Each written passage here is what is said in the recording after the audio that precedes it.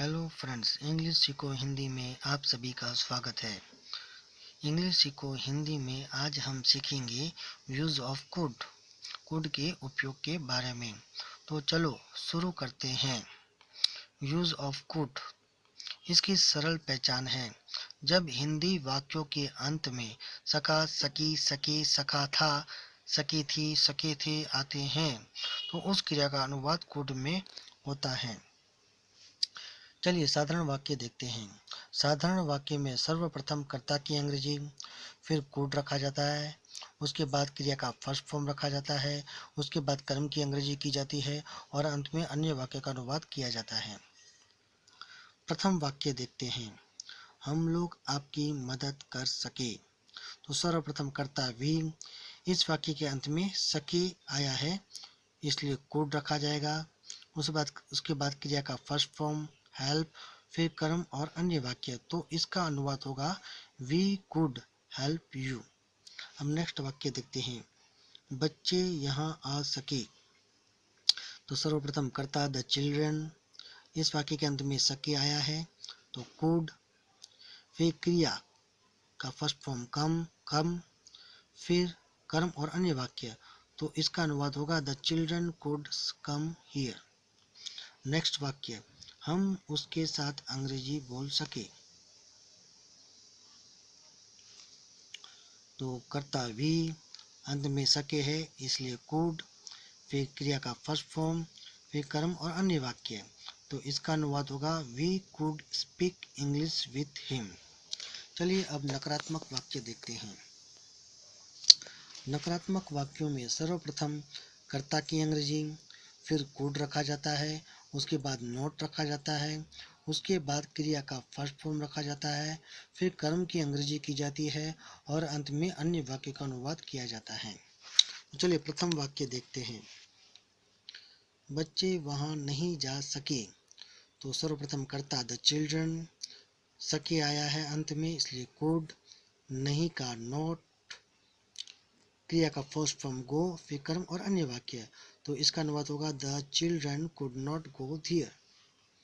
वह हमें धोखा नहीं दे सका। तो इसका अनुवाद होगा सर्वप्रथम कर्ता ही, सका का कुड, नहीं का नॉट, धोखा का चिट, हम्बे का अस, तो इस प्रकार अनुवाद होगा ही कुड नॉट चिट अस। अब नेक्स्ट वाक्य देखते हैं।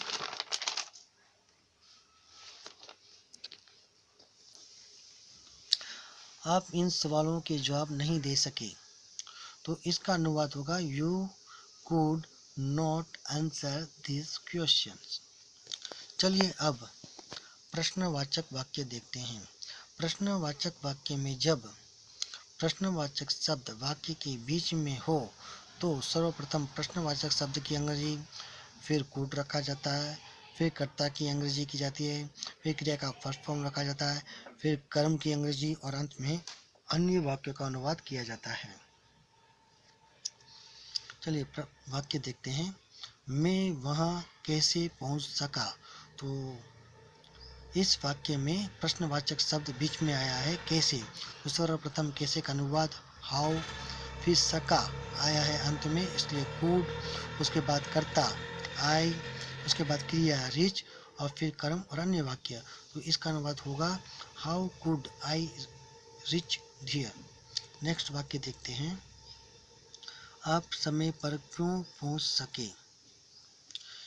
इसमें भी प्रश्नवाचक शब्द बीच में क्यों, तो उसका अनुवाद होगा वाई। अंत में सके है इसलिए कुड, उसके बाद कर्ता यू, फिर क्रिया रिच, फिर कर्म और अन्य वाक्य, तो इसका अनुवाद होगा Y could you rich on time. आप यह काम कब कर सके। तो कब का अनुवाद होगा व्हेन, सके के कुड, आपका यू, क्रिया का डू, फिर कर्म और अन्य वाक्य, तो इसका अनुवाद होगा when could you do this work. परंतु प्रश्नवाचक शब्द क्या आरंभ में हो तो सबसे पहले कुड रखा जाएगा, फिर कर्ता की अंग्रेजी, फिर क्रिया का फर्स्ट फॉर्म, फिर कर्म की अंग्रेजी और अंत में अन्य वाक्य का अनुवाद किया जाता है। चलिए प्रथम वाक्य देखते हैं। क्या वह तुम्हें मदद कर सकी? इसमें प्रश्नवाचक शब्द क्या आरंभ में आया है, तो कुड सर्वप्रथम रखा जाएगा। उसके बाद कर्ता सी, क्रिया और कर्म। तो इसका अनुवाद होगा कुड सी हेल्प यू। इसी प्रकार दूसरे वाक्य का अनुवाद होगा क्या आप किताब खरीद सके? तो सर्वप्रथम कुड, फिर कर्ता यू, फिर क्रिया, फिर कर्म। तो could you by the book? क्या हम लोग उसके साथ अंग्रेजी बोल सके? इसमें भी प्रश्नवाचक शब्द क्या आरंभ में आया है, इसलिए कुड सर्वप्रथम रखा जाएगा। कुड, फिर कर्ता वी, फिर क्रिया स्पीक, फिर कर्म और अन्य वाक्य। तो इसका अनुवाद होगा could we speak English with him? तो फ्रेंड्स, आप सभी ये जान चुके हैं जिन वाक्यों के अंत में